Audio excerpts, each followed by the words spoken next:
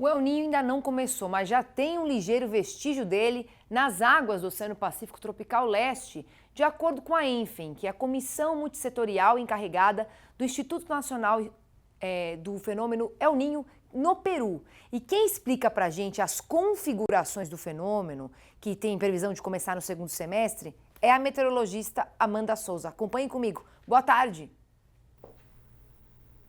Olá, muito boa tarde, Priscila. Boa tarde a todos que nos acompanham através do Mercado e Companhia. A imagem de satélite mostra nuvens carregadas ainda sobre o Brasil central e a metade norte do país. A semana chega ao fim com um tempo instável. Mas antes da gente falar das condições do tempo desta sexta-feira e dos próximos dias, vamos falar de um assunto bastante interessante.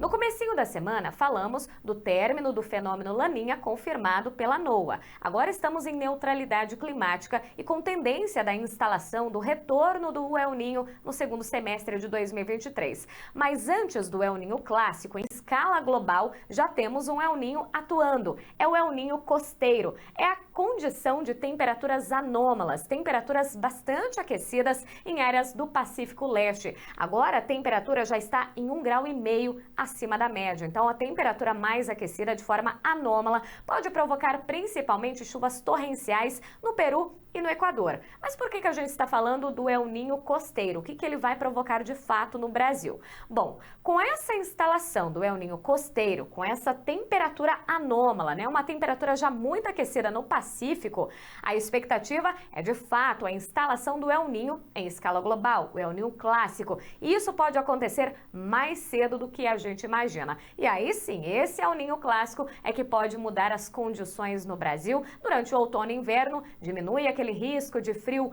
muito intenso, aquele frio também precoce e principalmente já pensando na próxima safra de verão, o El Niño tradicional, o El Niño clássico, pode provocar mais chuva no Rio Grande do Sul, muito diferente dos últimos 3 anos sob efeito do Laninha, mas por outro lado, aumenta o risco de estiagem nas áreas produtoras do Mato Piba na próxima safra de verão. Então a gente vai acompanhando esse aquecimento anômalo do Pacífico, esse El Niño costeiro já formado e aguardando de fato a configuração, a instalação do El Niño clássico. Agora sim a gente fala do tempo desta sexta-feira, condição de chuva ainda na maior parte do Brasil, exceção somente nas áreas claras do mapa, entre Minas, Bahia e em Roraima. Não muda com relação aos últimos dias. Tem previsão de muita chuva hoje, principalmente na faixa leste de Mato Grosso, extremo norte de Mato Grosso do Sul, oeste de Goiás e também áreas mais ao norte, principalmente desde o Pará até o Rio Grande do Norte. Tem previsão de chuva hoje no Rio Grande do Sul.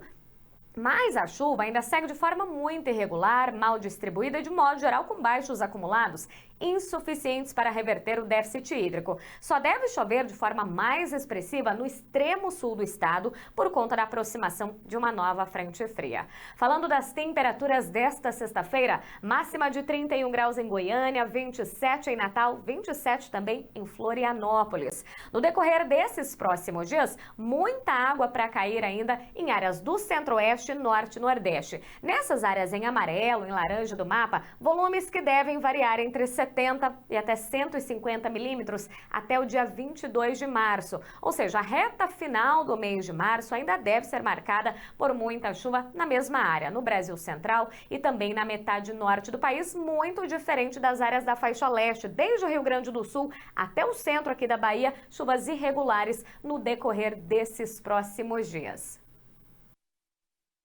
Atividade, a primeira pergunta é do José Roberto, de Virgem da Lapa, Minas Gerais. Ele quer saber a previsão do tempo. Olha só, sou José Roberto, de Virgem da Lapa, assisto a previsão todos os dias, adoro o seu programa. Queria saber como fica o tempo para o final de março e o mês de abril. Um grande abraço, ele aparece ali com toda a família. A outra pergunta é do Valdevino, de Mirandópolis, que fica no interior de São Paulo. Ele quer saber como é que fica o clima para os próximos 3 meses por lá, olha só ele dizendo também aqui, o Valdevino aparece com o cachorro dele aqui, olha que bacana. Então a gente vai saber agora, né? Obrigada pela participação de vocês aqui no Mercado Companhia sempre. Vamos ver o que a Amanda tem para responder para vocês. E agora vamos às nossas interações de hoje, falando primeiro com o José Roberto, de Virgem da Lapa, Minas Gerais, que quer saber como é que fica essa distribuição da chuva e principalmente se volta a chover até o finalzinho do mês de março. E a condição ainda é de tempo mais seco. A expectativa, aliás, com relação aos acumulados, esse mapa já mostra o volume previsto até o finalzinho de março, até o dia 31 de março. E na região de Virgem da Lapa, a expectativa é de pouquíssima chuva, quase nada praticamente. O tempo mais seco ainda vai continuar predominando nessas áreas produtoras, então um tempo mais seco já tem preocupado produtores de toda a metade norte de Minas Gerais.